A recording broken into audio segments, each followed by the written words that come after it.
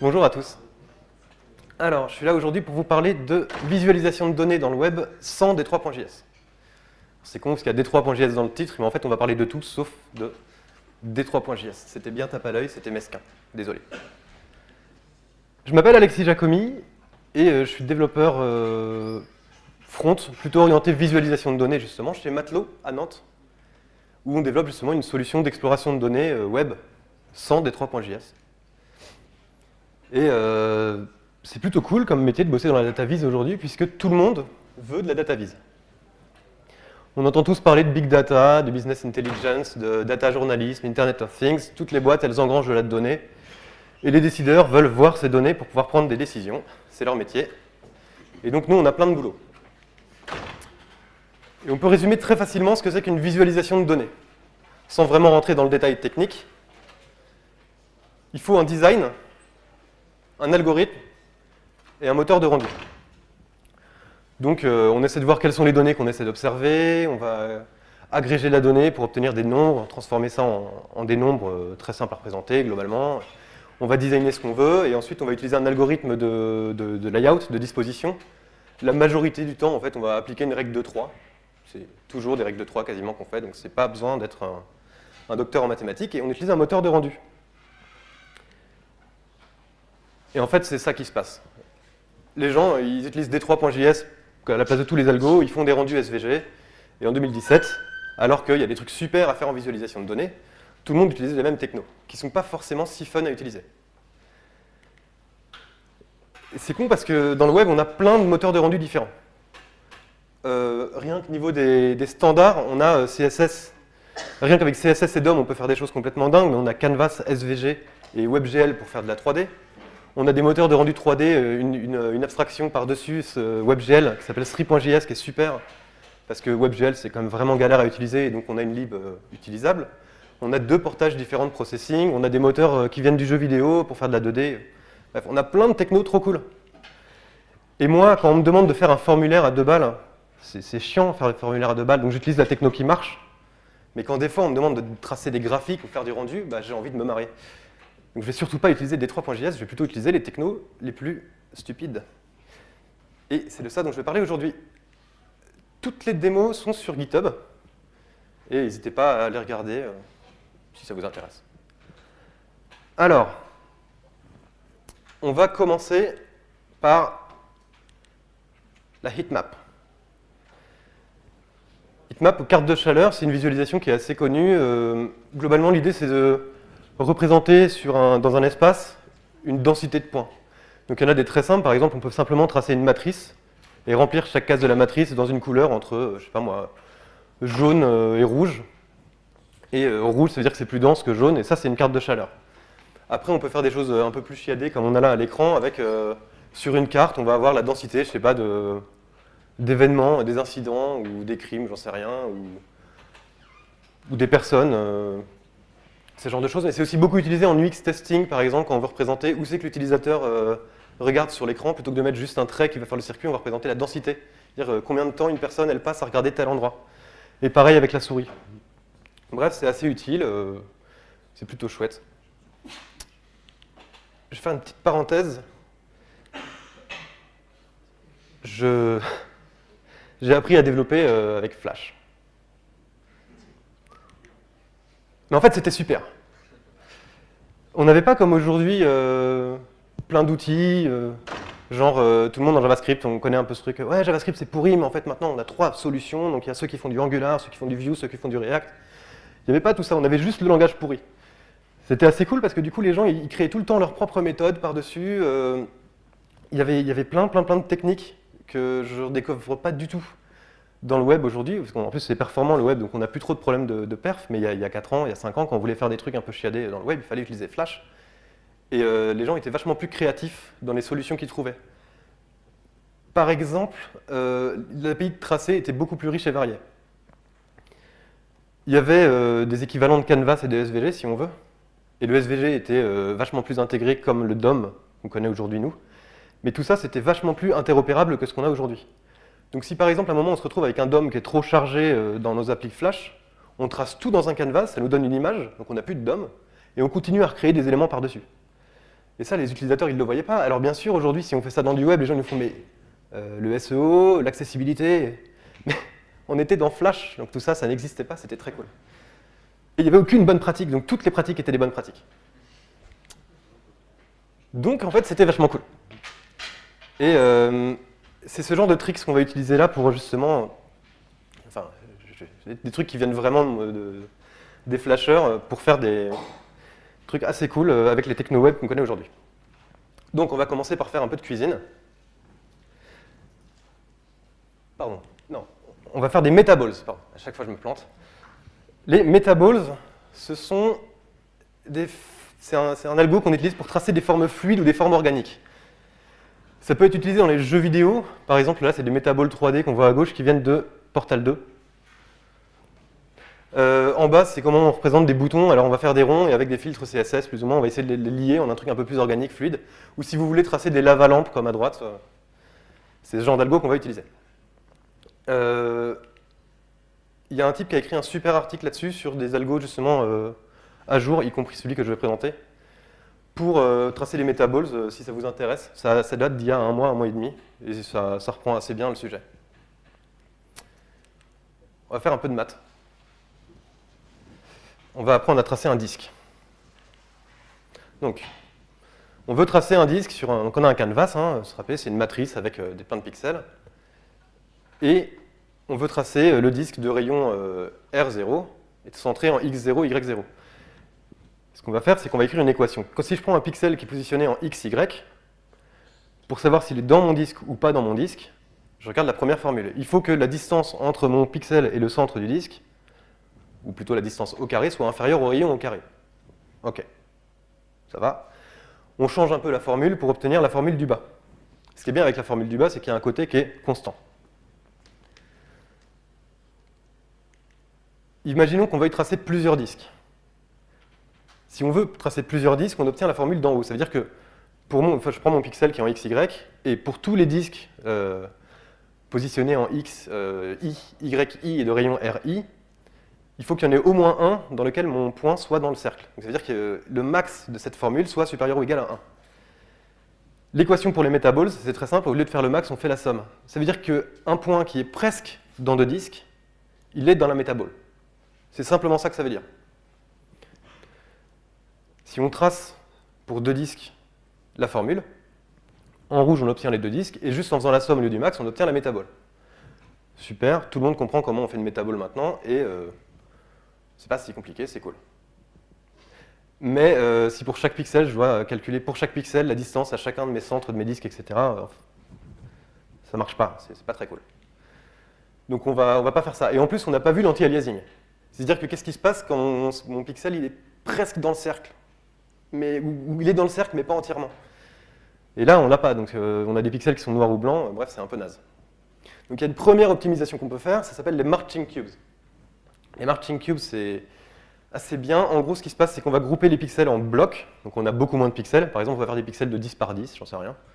Donc on divise par 100 l'espace qu'on a, c'est bien. Et ensuite, en fait, dans les marching cubes, il va appliquer une sorte d'anti-aliasing. Ça veut dire que les blocs qui sont traversés par les disques, il va gérer, plutôt que de les colorier d'une certaine couleur, il va carrément tracer un trait à l'intérieur. Et donc on obtient des metaballs vectoriels assez cool.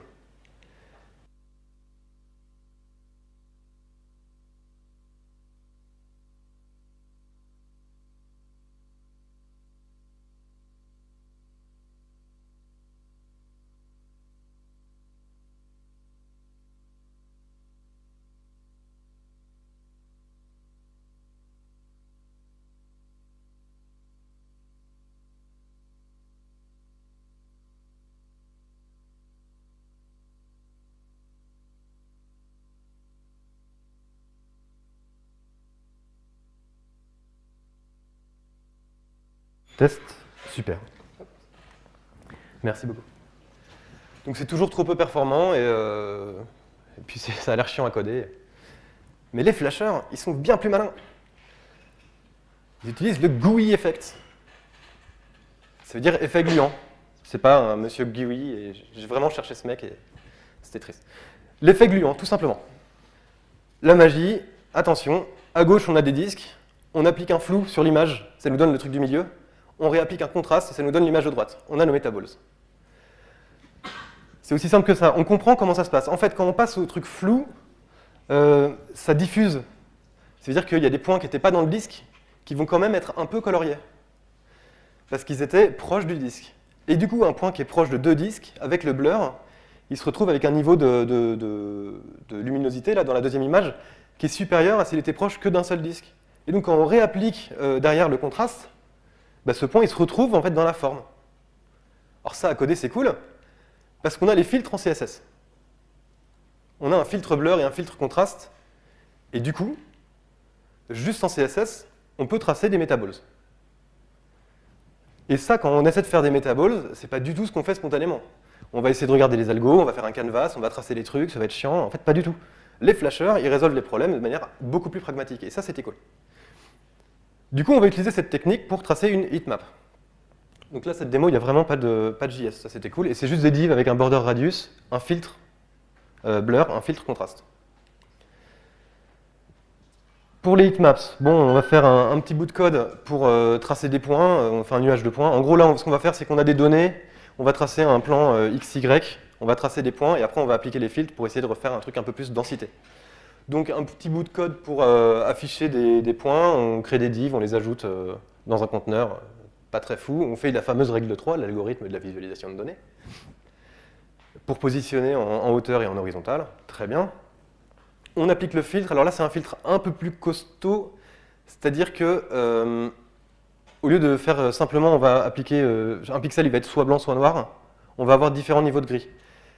Donc on commence toujours par appliquer un blur en premier, et le deuxième, c'est on va appliquer ça comme filtre SVG. Donc quelque part dans notre HTML ou dans notre DOM, on essaie d'injecter ce SVG avec un ID au filtre. Et ce que ça fait, c'est que là, le code qui est écrit est rigoureusement là. Ça va aplatir soit à 0 de luminosité, enfin en R, en G, en B, donc noir, soit à 0,5, donc gris, soit en blanc, donc 1. C'est le auto-tune des couleurs. Voilà. Ça marche bien comme ça. Dans notre style, à un moment, on va mettre filter et on va référencer simplement URL DS posterize. Ça, c'est l'identifiant qu'on a mis dans le SVG à la balise filtre. On code le reste. Petit point là-dessus. Le reste, en DataVis, c'est souvent la légende. La légende, c'est chiant. Et dans cette conférence, j'ai passé un temps fou à juste faire en sorte que chacune des démos tienne dans les iframes, dans les slides qui n'ont jamais la même taille. Donc la majorité du temps a été juste essayer de faire en sorte que l'iframe, elle prenne la bonne taille. La chouette. Bref. On obtient un truc comme ça. Alors, je ne sais pas comment ça rend ici. Sans les filtres. Avec les filtres. Là, ce qui se passe, c'est qu'il considère que s'il n'y a qu'un seul point, finalement, bah, ça ne va pas l'afficher. Et dès qu'il y a au moins 2 points, ça affiche. Ce qui est marrant, c'est qu'on voit des points qui sont un peu seuls, par-ci par-là. S'il y a 2 points l'un sur l'autre, sans les filtres, on ne voit pas. Avec les filtres, ça apparaît. Et on se retrouve avec une vraie carte de densité. Alors, ça pourrait être plus chiadé, on pourrait... J'aurais pu mettre un peu plus de blur, faire du fine-tuning, etc. Mais globalement, juste avec 2 filtres, on obtient directement une carte de chaleur. Et donc, c'est que SVG et CSS pour ce coup-là. Il y a un type qui a poussé ça beaucoup plus loin, c'est de là que vient le filtre, mais dans un SVG qui fait plusieurs centaines de lignes, et qui a carrément fait des cartes topologiques comme ça, avec juste des filtres SVG. Là, c'est des filtres SVG un peu plus impressionnants. Bon, on va passer à un autre exemple, qui est un peu le grand standard de la DataVis. J'ai nommé le camembert 3D. Comme tout le monde aime en faire dans Excel. Voilà. On va faire de la 3D dans le web, et donc on va utiliser WebGL. Mais WebGL, c'est compliqué. Là, le fond, donc les triangles à gauche, c'est un type qui essaie de tracer des ronds. Et les traits horizontaux, il ne sait pas ce que c'est. C'est vraiment compliqué, le WebGL. C'est compliqué déjà parce que nous, on est des développeurs web, et en fait, on n'est pas du tout habitué à bosser avec des structures bas niveau, et des arrêts typés non dynamiques, c'est-à-dire qu'on doit forcément leur attribuer une taille au début, etc. Puisque c'est des données qui vont être, enfin, c'est des structures de données qui vont être transférables, et qui vont directement être, enfin, les parties mémoire allouées à cette structure de données va directement être transférées, donc juste les adresses mémoire, à la carte graphique, plus ou moins, de ce que j'ai compris. Je suis développeur front, alors je ne sais pas les détails. L'autre truc qui est vraiment compliqué, c'est qu'on va écrire du code dans un autre langage qui s'appelle GLSL, c'est OpenGL Shading Language. Et ça, c'est un langage bas niveau qui va être compilé et exécuté sur la carte graphique. Et c'est très différent du JavaScript, et surtout, on se retrouve généralement à l'écrire en fait, dans des chaînes de caractères dans du JavaScript, ce qui n'est pas très très confortable. Alors, ces fonctions GLSL, elles sont faites pour deux choses. Elles sont faites pour exécuter des vertex shaders et des fragment shaders. Les vertex shaders, c'est assez étonnant, c'est qu'en fait, là, pour l'exemple, si vous voulez tracer des vagues, ce qui se passe, c'est qu'on va faire un modèle, on va faire une grille plate, on va envoyer ça à la carte graphique, mais avant de tracer chacun de ces points-là, il va faire passer chacun des points, donc chaque coin des triangles, entre guillemets, par un vertex shader. Et le vertex shader va pouvoir modifier la position de ce point. Donc si on veut faire des vagues dynamiques, on va simplement faire une petite fonction qui va faire, en fonction de la distance du centre et en fonction du temps, et un cosinus, un sinus, un peu de magie, ça va tracer ce genre de choses. Au niveau de la logique, ça fait compliqué. Moi, si je voulais tracer un truc, je le trace en fait. Mais non, en WebGL, c'est une autre logique. Les fragment shader, à chaque fois qu'il va tracer une texture, c'est-à-dire qu'à chaque fois qu'il finalement il se retrouve avec un triangle, au lieu de tracer le triangle, pour chacun des pixels, on va pouvoir encore une fois appliquer une nouvelle fonction qui va modifier ce pixel. Ok, bon. Tout ça, c'est vraiment galère. Ça fait que par exemple, si on veut tracer un rond, j'avais codé un truc qui affiche des ronds et des traits en WebGL. Pour tracer un rond, on trace un triangle, et on a un fragment shader qui va dire que si le pixel est assez proche du centre du triangle, on le colorie, sinon non. En fait, on creuse dans le triangle pour afficher des ronds, quoi. Et j'ai passé littéralement une semaine à réussir à afficher un rond en WebGL. C'est un lightning talk que je donnerai un jour, c'est comment j'ai réussi à afficher un rond en seulement une semaine en WebGL. C'est un autre sujet. Mais avec les shaders, on fait des trucs un peu chambés. Ce truc est complètement fou, je suis toujours fan. Je ne sais pas du tout ce à quoi ça sert, mais c'est très beau.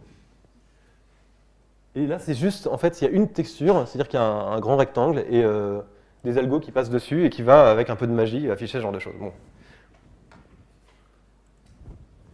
C'est un peu magique pour moi. En tout cas, le WebGL, ça n'a rien à voir avec tout ce qu'on connaît dans le dev web et c'est très frustrant. Heureusement, on a Sri.js. Donc Sri.js est développé par un mec qui s'appelle Mr. Doug, je ne sais plus son vrai nom, qui est un ancien de la Demoscene, donc un peu fan de 3D, etc. Quand on regarde le code de Sri.js, c'est très Java. Et quand on est dans le JavaScript, c'est pas à l'habitude. C'est-à-dire qu'on instancie des classes, et après on instancie d'autres classes. On instancie d'autres classes, et il se passe des trucs à la fin. C'est vraiment comme ça que ça marche, et c'est pas très idiomatique du web. Par contre, ça marche hyper bien, la doc est folle, et les exemples sont complètement fous. Donc la doc, il y a le lien là, mais ça marche. Quand on veut faire un truc avec Sri.js, ça fonctionne. La lib, elle est hyper robuste, et les exemples sont complètement flippants. Et c'est vraiment trop cool. Donc, pour faire mon camembert 3D, je me suis dit que j'allais jouer avec Sri.js. Et comment on teste une nouvelle techno? On fait du GDD. Donc, on commence par essayer de tracer un camembert en 3D. Je tape Sri.js PyChart dans Google, qui me renvoie en quatrième résultat D3.js. Mais en premier, surtout, j'ai un exemple où je clique dessus et ça me trace un camembert. Ok, très bien. Comment on fait pour tracer un camembert? Donc on va tracer des sortes de petites, des trucs du Trivial Pursuit, là, des petites tranches. Pour faire ça, on fait une forme en 2D, donc on utilise une API, on instancie une classe, pardon. Ensuite, on appelle des fonctions des méthodes pour tracer une portion de camembert. Ok, là on a une surface en 2D. On va l'extruder pour en faire un volume en 3D. D'accord, jusque-là, ça se tient, on obtient notre part de pizza. Je ne sais toujours pas comment appeler ce truc. Ensuite, on va l'ajouter dans la scène. Voilà, on instancie d'autres classes, et voilà. Bon, bref, on a notre camembert. Je voulais des labels qui font face caméra. Parce que j'ai pas envie de devoir tourner pour lire les labels. Alors ça, c'était chiant. Comment on fait pour faire des labels de visualisation de données avec Sri.js? Donc je tape Sri.js DataVis label. En troisième résultat, j'ai D3.js.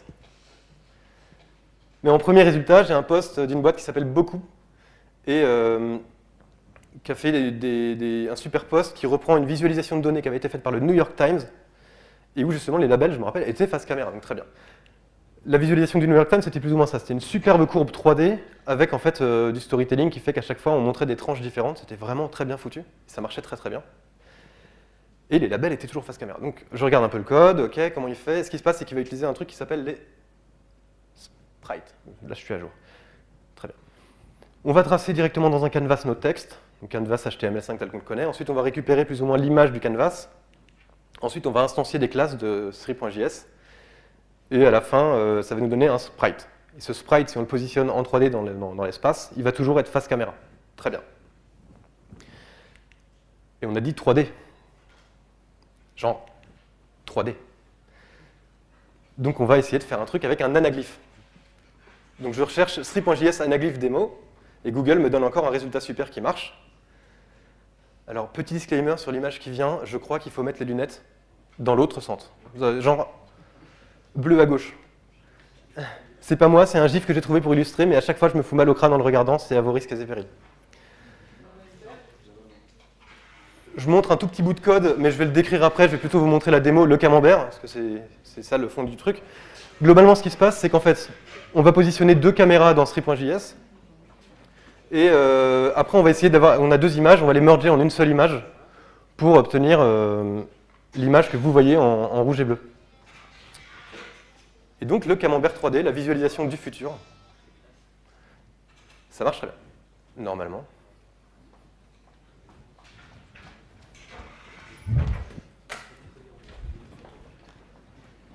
C'est rouge à gauche.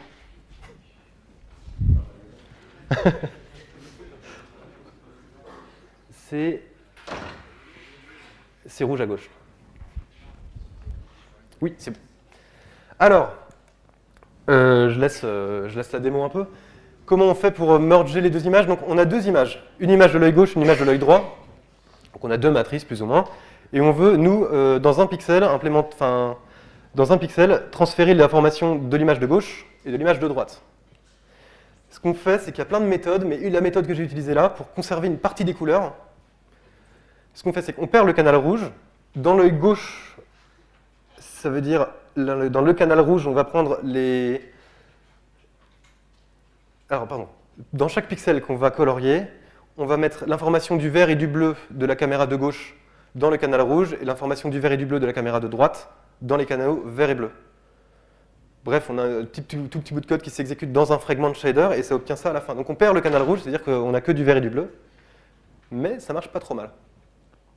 Et voilà. Mais c'est dur à vendre parce que en fait, les gens, ils n'ont pas tous des lunettes 3D. Pardon. Mais ils ont tous un téléphone mobile. Et donc on pourrait faire de la réalité augmentée. Et j'ai cherché dans Google, et il y a un mec qui a fait AR.js, Augmented Reality.js, super. Dedans, je regarde dans l'arborescence, il y a un exemple pour Sri.js. J'ai plus ou moins arraché son code et je l'ai foutu dans ma démo. Petit disclaimer, ça marche, hein, ça s'est passé en moins d'1 heure le temps de brancher ce truc-là. Mais j'ai dû virer tout mon environnement de développement avec Yarn, etc. parce qu'il passe par des singletons, et j'ai dû remettre des balises script dans mon code, et ça m'a fait un peu mal. Mais force est d'admettre qu'il a codé un truc qui fonctionne bien, et ça c'est chouette. Il y a un moment où c'était galère, parce qu'en fait, ce qui se passe, c'est qu'on va montrer plus ou moins un truc à une caméra. Un truc à une caméra. J'ai oublié. Un truc à une caméra. Et lui, il va poser quelque chose dessus, mais il posait le volume contre. Il suppose que le motif est posé sur le côté, et en fait, du coup, le camembert était pas dans le bon sens. J'ai galéré un peu. Ce qui se passe, c'est qu'il y a un morceau du code où j'ai essayé toutes les rotations possibles. Il y en a une qui marchait. Bon. Ça marche. Et voilà. Bonjour. Si vous allez sur l'URL en bas à droite, en bas à gauche, vous allez avoir vous aussi ça, et vous pouvez essayer de voir le camembert à partir du logo en haut à gauche. Mais je crois que ça marche mieux.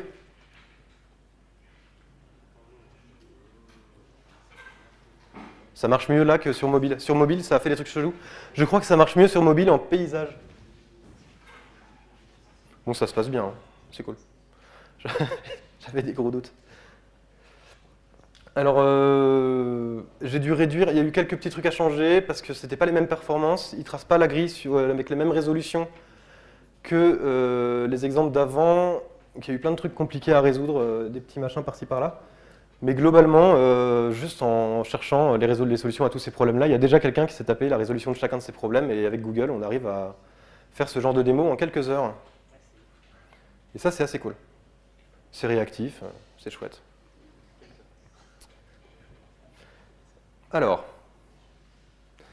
on va passer à un autre exemple, un petit peu plus sérieux, quoique. J'ai nommé le pictographe. Je ne sais pas comment ça s'appelle, mais pictographe, ça ressemblait le plus à ça. Oh. C'est un concept un peu galère, je vais essayer de l'expliquer avec une métaphore à la con. Vous arrivez à une aire de péage et vous prenez la queue la plus courte. Vous n'allez pas compter les voitures. Vous prenez la queue la plus courte, pourquoi? Parce que vous supposez que la queue la plus courte, c'est celle où il y a le moins de voitures. Vous supposez que plus une queue est longue, plus il y a des voitures dedans. Et si une queue est plus longue qu'une autre, c'est qu'il y a plus de voitures dedans. C'est bête, mais en fait, vous utilisez comme la taille d'une barre dans un bar chart ou quelque chose comme ça, au lieu de compter les voitures. Et en fait, on peut construire des visualisations de données sur ce principe. Alors c'est pareil au supermarché, vous prenez la queue la plus courte, machin, métaphore à la con. On peut construire des visualisations de données sur ce principe, c'est-à-dire qu'on va prendre des vrais éléments qui vont représenter chacun de nos individus, et on va juste les poser les uns sur les autres pour essayer de former des volumes. Oui, je l'ai dit. On peut construire des visualisations sur ce principe. Et il y avait une superbe visualisation qui était absolument géniale, qui a gagné des prix de la meilleure visualisation de tous les temps, etc., qui s'appelait Sexperience, qui était par la BBC. Ils ont fait une étude sur les pratiques, sur la sexualité en fait, de plein d'individus. Et ils ont représenté ça de cette manière-là. On voit chacun des individus. Au rollover sur un individu, j'ai directement plein de choses. C'est anonyme hein, quand même. Mais ce qui se passe, c'est qu'en fait, en cliquant sur des boutons, on va pouvoir filtrer, on va pouvoir agréger les individus différemment. Et c'était absolument brillant comme vise. Mais ça a disparu du web. Alors il y a un truc qui ressemble, qui a été codé par une agence parisienne qui s'appelle DataVise. C'est assez chouette. Ils ont fait cette vise-là pour Intersport sur les skieurs qui vont dans les stations de ski. Le rendu est un peu moins chiadé, il y a 2-3 petites tricheries, normalement tous les personnages se déplacent d'une vise à l'autre, ça c'est trop cool. Eux ils sortent de l'écran d'un côté, ils rentrent de l'autre. Mais c'est quand même vraiment pas mal, et puis c'est encore en ligne. Et il y a un outil qui est développé par Microsoft, voilà, qui fonctionne sur le même principe, à plus grande échelle, qui s'appelle Sundance, que quelqu'un m'a indiqué la dernière fois que j'ai présenté quelque chose de similaire. C'est assez intéressant. On va partir sur les données d'une étude menée par un type qui bosse dans la visualisation de données chez Netflix et qui s'appelle Elijah Mix. Il a juste publié un Google Form, et plein de gens qui travaillent dans le monde de la visualisation de données ont répondu à ces questions. Alors c'est cool, ça ressemble vraiment au genre de choses que moi j'ai envie de présenter. 980 répondants, tout le monde travaille dans le monde de la data vis et on peut observer des répartitions des réponses aux questions. Voir est-ce qu'il y a plus d'hommes ou de femmes, est-ce qu'il y a plutôt des jeunes ou des vieux. C'est ça qu'on va vouloir observer. Mais en même temps, la contrainte, c'est que comme on est dans un pictographe, on veut observer toujours la totalité des individus. Et on ne veut pas qu'ils se téléportent, ni qu'ils sortent d'un côté, qu'ils reviennent de l'autre. On veut pouvoir animer fluidement 980 petits bonshommes dans une page web. En fait, c'est pas si facile. Quoique, peut-être aujourd'hui, avec SVG, en y allant vraiment comme un bourrin, ça pourrait. Mais quand même, on va essayer de faire un truc qui scale plus pour voir. Il y a un super moteur qui s'appelle Pixie.js, et c'est un moteur de rendu 2D basé sur WebGL avec Fallback Canvas. Et j'ai encore pris une slide d'avance. C'est un moteur de rendu 2D basé sur WebGL avec Fallback Canvas. C'est extrêmement performant. C'est le truc le mieux codé que j'ai jamais vu pour faire du rendu graphique parce qu'on utilise une API vraiment surcouche. Il optimise tout dans tous les sens et le rendu final est juste bluffant. Entre autres, il y a cette démo, le benchmark. Vous cherchez Pixie.js Bunnies et j'ai le temps. C'est beaucoup trop cool.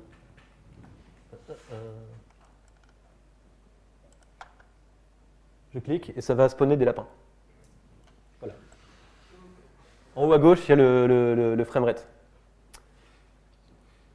Je suis à combien? Il y a plein de lapins. Là, je suis à plus de 60 000 lapins. Ils s'en foutent. Faites plus de lapins. Voilà, ça c'est Pixie.js. Bon, très bien.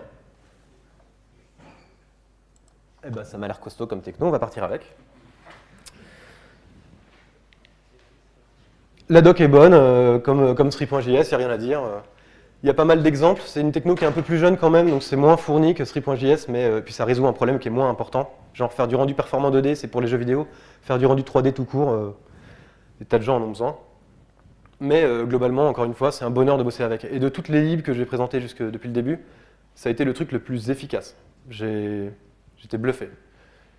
C'est vraiment une techno géniale. Donc, on revient à notre problème du graphique. On va commencer par avoir une toute petite gestion d'état. J'ai pas envie de coder une grosse appli. C'est un mini state manager. C'est pas très important. Ça va gérer que deux choses globalement. C'est la taille de l'écran pour gérer le resize pour que ça rentre dans l'iframe. Toujours ce problème qui m'a pris le plus de temps, et la question qui est sélectionnée par l'utilisateur. L'utilisateur choisit une question, et nous on représente la répartition des réponses à la question. OK. 2, on va faire une boucle de rendu. On va faire confiance à Pixie pour optimiser le rendu, nous on va constamment tout rendre. Donc, ce qui se passe, c'est que pour chaque ligne de notre tableau CSV, plus ou moins, on va créer un sprite, donc un petit bonhomme, plus ou moins. On va le positionner d'abord en XY 0. Et ce qu'on va faire pour qu'il y ait toujours une transition, c'est qu'en fait, ces objets sprites, on va leur mettre une target en XY. On les ajoute dans la stage, et on rajoute un ticker, et c'est lui après qui va faire l'optimisation pour faire en sorte que tous ces tickers soient exécutés au même moment, tout ça. Et en fait, à chaque ticker, on va prendre chacun de nos individus, et on va le déplacer de moitié vers sa cible. Et ça, on le fait tout le temps. Donc si je veux changer ma vis, j'ai juste à changer la cible de mes individus. Très bien. Ça va être assez facile. Le ticker. On a un problème avec le layout. C'est qu'on va faire un bar chart, mais il y a plein de problèmes à résoudre quand on fait un bar chart. En fait, ça a l'air super simple, mais il y a des règles de 3 dans tous les sens. Et il faut juste être quelqu'un de bien organisé. Pas besoin d'être bon en maths, mais d'être bien organisé. Et des fois, c'est dur. Alors, le problème des bar charts, c'est qu'il y a toujours le premier truc à gérer, c'est les margins. Alors, je ne vais pas rentrer dans le détail des margins, mais globalement, il y a ceux autour, ceux dedans, il faut bien calculer l'espace qu'on veut occuper. Ok, d'accord. On va se retrouver avec la width et la height qu'on veut gérer. On a tous les margins.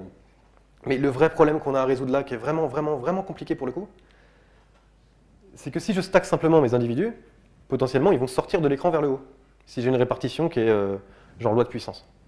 Donc nous, on va d'abord allouer l'espace des barres et on va remplir les barres. Problème, des fois, j'ai plus de surface à remplir, genre dans le bar chart de gauche, que des fois, comme dans le bar chart de droite. Ça veut dire qu'en fait, mes individus vont avoir plus ou moins d'espace autour d'eux dans les barres. C'est très très chiant. Donc je crois qu'on va devoir refaire des maths. Ok. J'ai une barre de largeur grand W et grand H. J'ai des individus, j'ai n individus à mettre dans ma barre, de largeur petit w et petit h, et je sais qu'en vrai l'espace qui leur est alloué est petit w' et petit h'. Je sais qu'on veut conserver le ratio, donc pour qu'il y ait à peu près, voilà, que les individus ne soient pas écrasés verticalement et avec plein d'espace horizontalement, pour que ce soit plus élégant à regarder, quoi. Du coup, on va avoir le ratio entre la largeur et la hauteur de mes individus et de l'espace qui leur est alloué qui va être identique, d'accord. Et la deuxième équation, c'est que on sait que l'espace total de la barre est égal à la somme de l'espace occupé par tous les espaces occupés par chacun des individus. C'est un peu chiant, et après, une fois qu'on a résolu ce truc-là, on veut récupérer tout simplement le nombre de lignes et le nombre de colonnes. Avec le nombre de lignes et le nombre de colonnes, on va rediviser, on va pouvoir placer nos individus. C'est chiant, ça ressemble vraiment à ça le métier de faire de la data viz. En fait, les problèmes qu'on résout, c'est des règles de 3 horribles et tout le temps. Et on résout des systèmes à 2 équations. C'est pas brillant, mais on résout le problème, on se retrouve avec quelque chose d'à peu près similaire à ça. Du coup, ça veut dire qu'on a un objet, pour chacune de nos barres, on sait le nombre de lignes, le nombre de colonnes, donc on connaît la largeur d'une ligne, non, la largeur d'une colonne et la hauteur d'une ligne. Et avec ça, on peut afficher nos individus. Très bien. Ça marche. Alors, je suis là. Quand on change de question, ça marche bien, c'est cool. Donc lui, il affiche tout le temps, constamment tout, et les individus convergent très très vite vers leur cible. En fait, ça se voit pas vraiment, j'ai fait un peu trop le bourrin dans mon animation, mais globalement, ça marche. On va quand même essayer de faire un peu mieux.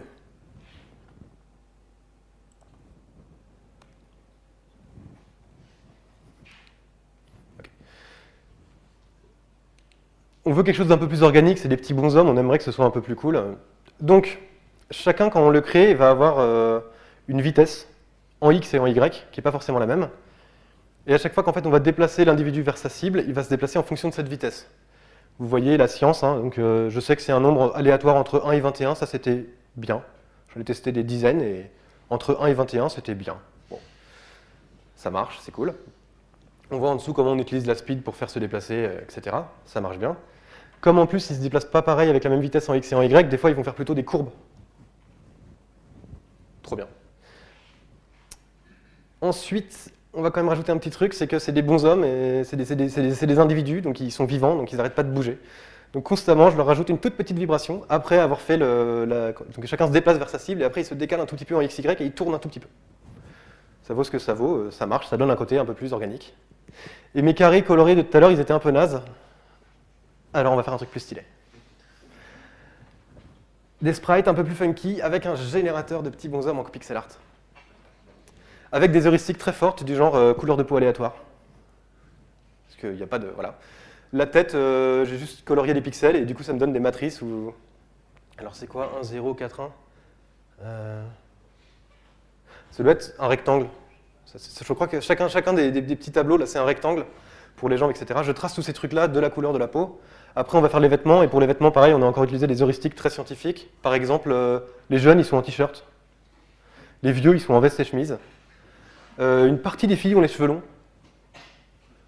C'était très, voilà, c'est pas génial. Et ça marche bien globalement. Il y a quand même des fois des trucs bizarres, genre l'Indien aux yeux verts qui est en bas à droite, qui me fait toujours un peu flipper. Mais à 2-3 trucs bizarres, ça marche bien. Et ça donne un résultat final vraiment très chouette. Donc c'est beaucoup plus cool. Et ils bougent parce que c'est des petits gens vivants, donc forcément ils se déplacent. Donc il y a un peu de code quand même pour faire les interpolations, il y a des règles de 3 un peu partout. Comme je ne peux pas afficher une infinité de barres, j'ai dû agréger. Alors des fois j'ai des valeurs numériques, et en fait là j'ai dû les ranger dans des cases, genre 0 à 5, 5 à 10 et tout ça. Après, il y a une heuristique qui dit si les légendes elles s'affichent horizontalement ou verticalement. Genre quand il y a trop de barres, je dois changer une classe en CSS. Ça va. Voilà. Mais en vrai, avec Pixie, ça a été de manière impressionnante, ça a été hyper simple à développer. Et c'est hyper performant. J'ai jamais eu besoin de me préoccuper de la performance. Pixie, il gère les 980 trucs à 60 fps sans souci. Pourtant, on a affiché 500 000 lapins tout à l'heure. Bon. Donc c'est cool. Pardon. Et, fini pour cette démo-là, des exemples de ce genre-là, c'est-à-dire juste... Non, ça n'a pas marché. Des exemples de rendu graphique un peu plus original qui utilisent ces moteurs alternatifs. Il y en a plein et donc c'est plutôt tout ce qui va venir du côté art numérique, voire generative art. Il y a une équipe chez Google qui s'appelle la Data Art Team. Genre, ils assument que c'est plus de la visualisation mais vraiment de la représentation artistique de données. C'est eux qui ont fait plein de projets, comme il y a eu un super clip d'une chanson de Johnny Cash où en fait chacun pouvait redessiner une frame, les gens votaient pour chaque frame le meilleur dessin. Et le clip, du coup, il est complètement flippant, où il n'y a que des dessins, donc c'est très subliminal, machin, des fois, le mec les dessiné en squelette. Ça, c'était cool, c'était l'idée par cette team-là. Ils ont fait d'autres projets, il y a eu les clips de Arcade Fire, que certains ont vus, avec des trucs un peu plus de réalité augmentée, ou alors avec plusieurs fenêtres, dont des trucs sur Google Maps. Tous ces machins-là, c'est ces équipes de Data Arts Team. Ils utilisent souvent ces moteurs alternatifs. Donc par exemple, cette démo-là est complètement bluffante. C'est une Chrome Experiment. C'est développé avec Pixie.js. Vous pouvez la retrouver si vous cherchez Landlines Google Chrome.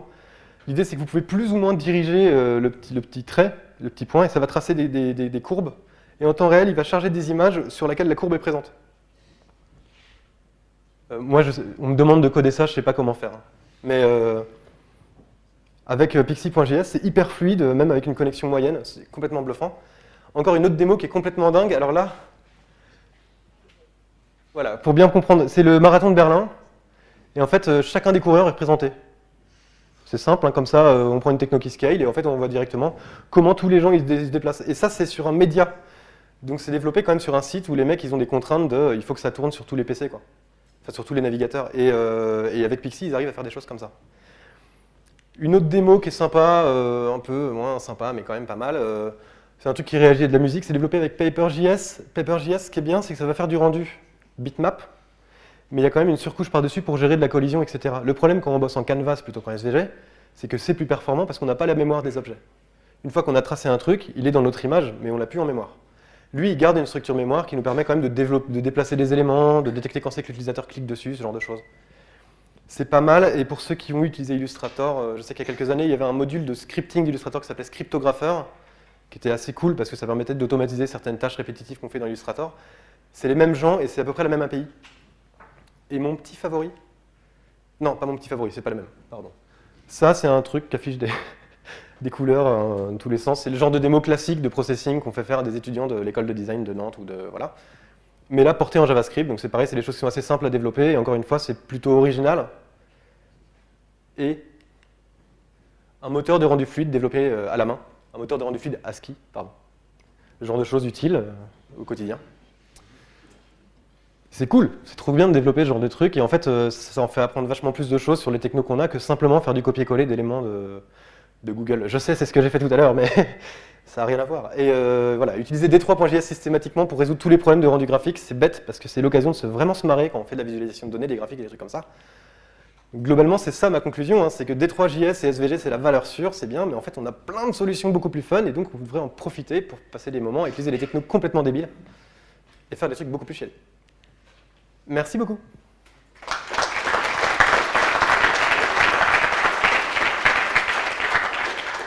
Si vous voulez garder les lunettes, il n'y a pas de souci, mais sinon, si vous pouvez les déposer là-haut en sortant, ce serait super sympa.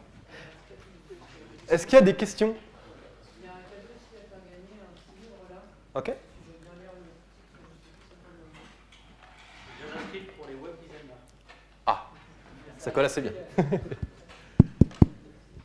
Je passe le micro s'il y a des questions là-bas. Ouais.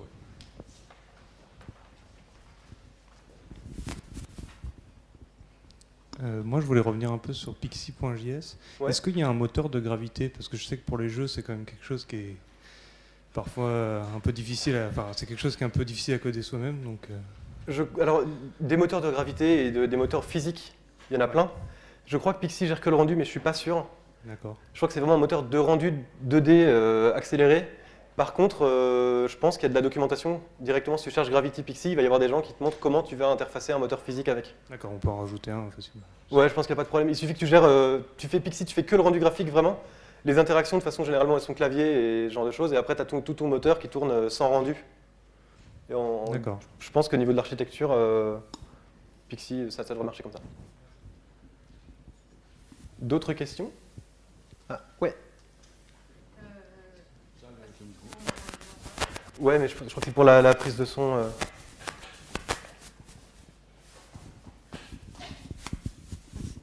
Nous, on travaille pas mal avec des données de roulage. Et donc, on a par exemple des cartos des heatmaps à afficher, mais sur des cartos. Et donc là, on a des problèmes. Nous, on travaille notamment là, avec la Google Maps API. Et on a eu des problèmes de rendu à cause d'un trop gros volume de données affichées dessus. Et je voulais savoir si vous aviez déjà eu ce genre d'expérience et si vous aviez du coup des technos à conseiller pour remédier à ça. Alors, on a eu exactement ce cas d'usage chez Matelot. Et là, ce qu'on a fait, c'est qu'en fait, on agrège les données côté serveur pour choisir le nombre de points qu'on affiche. En gros, quand vraiment on peut plus charger, on peut plus passer à l'échelle à cause des volumes de données, la solution, c'est toujours d'agréger en amont. Nous, on est basé sur Elasticsearch et avec les agrégations Elasticsearch, on arrive à faire en sorte de jamais avoir plus de... Ça dépend des modules, mais environ 500 points. On reçoit ces choses-là, on les affiche, et quand l'utilisateur va zoomer, ça va à un moment réduire le nombre de points, on va pouvoir demander avec une précision plus fine. Donc c'est comme ça qu'on résout ce genre de soucis. D'accord, merci. On a déjà commencé à agréger, mais vous m'avez donné des idées à tester. Une autre question, peut-être une dernière, je pense.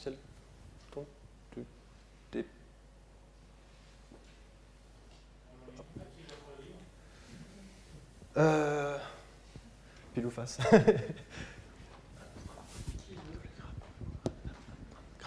Madame, mademoiselle. Il n'y avait pas de pièces dans la poche.